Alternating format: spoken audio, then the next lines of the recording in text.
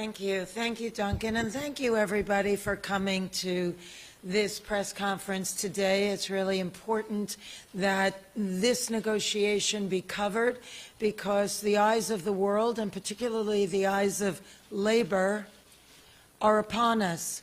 What happens here is important because what's happening to us is happening across all fields of labor by means of when employers make Wall Street and greed their priority, and they forget about the essential contributors that make the machine run.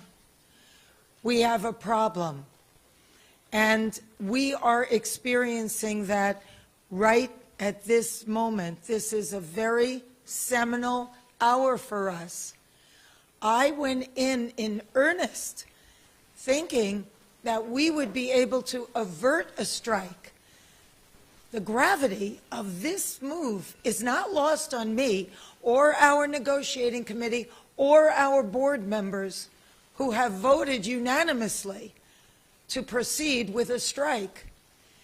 It's a very serious thing that impacts thousands, if not millions of people all across this country and around the world. Not only members of this union, but people who work in other industries that service the people that work in this industry.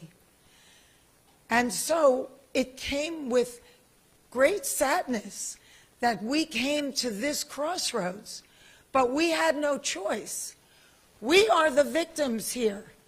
We are being victimized by a very greedy entity. I am shocked by the way the people that we have been in business with are treating us. I cannot believe it, quite frankly.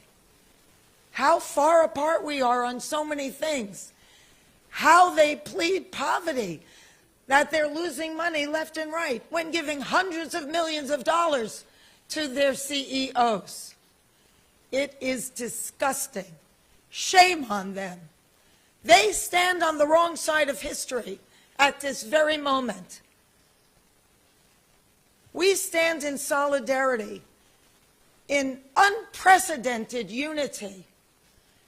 Our union and our sister unions and the unions around the world are standing by us, as well as other labor unions. Because at some point, the jig is up. You cannot keep being dwindled and marginalized and disrespected and dishonored. The entire business model has been changed by streaming, digital, AI. This is a moment of history that is a moment of truth. If we don't stand tall right now, we are all going to be in trouble. We are all going to be in jeopardy of being replaced by machines and big business. Who cares more about Wall Street than you and your family? Most of Americans don't have more than $500 in an emergency. This is a very big deal, and it weighed heavy on us. But at some point, you have to say, no, we're not going to take this anymore. You people are crazy. What are you doing? Why are you doing this? Privately, they all say we're the center of the wheel. Everybody else tinkers around our artistry. But actions speak louder than words. And there was nothing there. It was insulting. So we came together in strength and solidarity and unity with the largest strike authorization vote in our union's history. And we made the hard decision that we tell you as we stand before you today. This is major. It's really serious, and it's going to impact every single person that is in labor.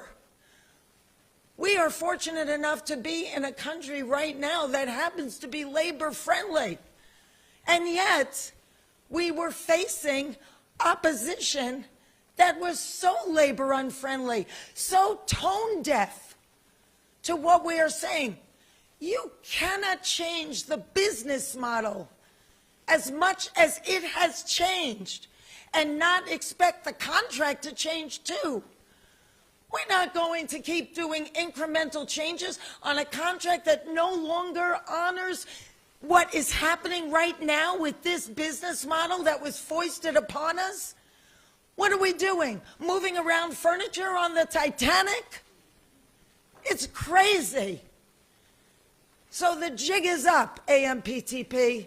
We stand tall. You have to wake up and smell the coffee. We are labor and we stand tall and we demand respect and to be honored for our contribution. You share the wealth because you cannot exist without us. Thank you.